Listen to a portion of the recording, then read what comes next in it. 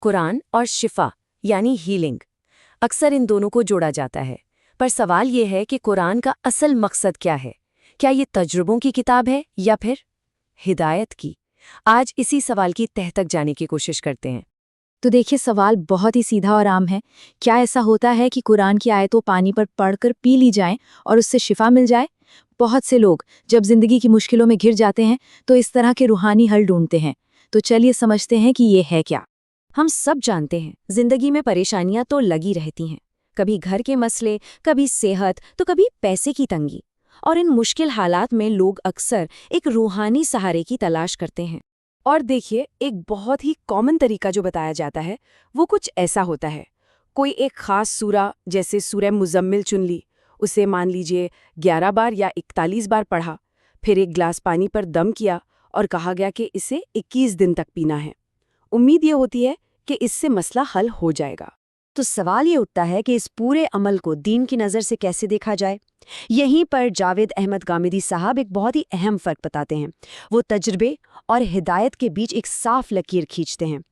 دیکھیے، غامدی صاحب ان سارے اعمال کو دو الگ الگ کیٹیگریز میں رکھتے ہیں۔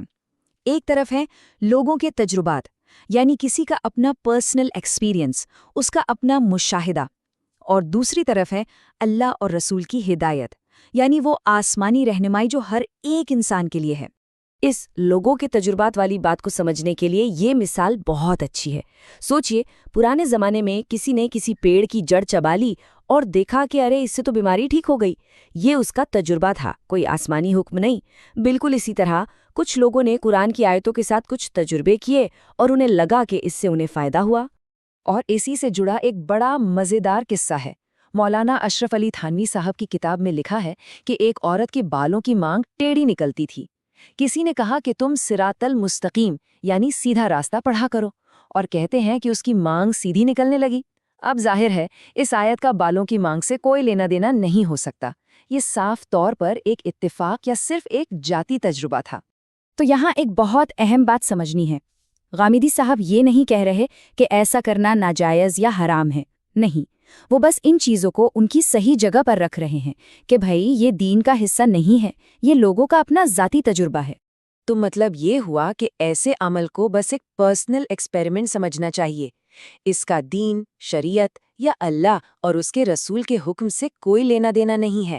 اگر کسی کو لگتا ہے کہ اسے فائدہ ہو رہا ہے تو وہ کر لے، پر اسے دین کا حصہ یا اللہ کا حکم سمجھنا یہ صحیح نہیں ہے۔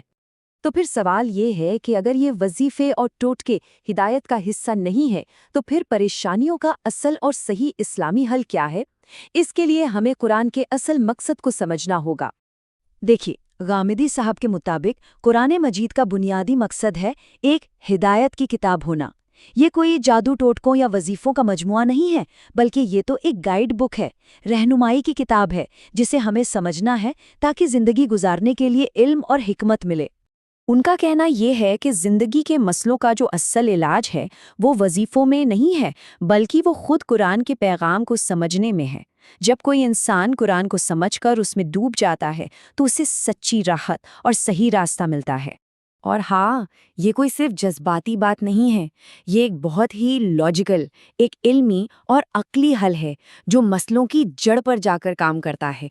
ہوتا یہ ہے کہ جب کوئی قرآن کی حکمت اور اس کے گہرے پیغام کو سمجھتا ہے تو دنیا کی چھوٹی موٹی پریشانیاں اپنی اہمیت کھو دیتی ہیں، اس کا پورا نظریہ ہی بدل جاتا ہے، اور یہ نظریے کی تبدیلی کسی بھی وظیفے سے کہیں زیادہ طاقتور ہوتی ہے۔ انسان کو یہ سمجھ آ جاتا ہے کہ اصل میں کیا چیز ضروری ہے اور کیا غیر ضروری۔ تو آخر میں یہ سوال ہمارے سامنے کھڑا ہوتا ہے اور یہ سوچنے پر مجبور کرتا ہے کہ اپنی زندگی میں ہم ایک ذاتی تجربے اور اللہ کی طرف سے آئی بھی سچی ہدایت کے بیچ کی باریک لکیر کو کیسے پہچانیں۔ اس پر غور کرنا ہم سب کے لیے بہت ضروری ہے۔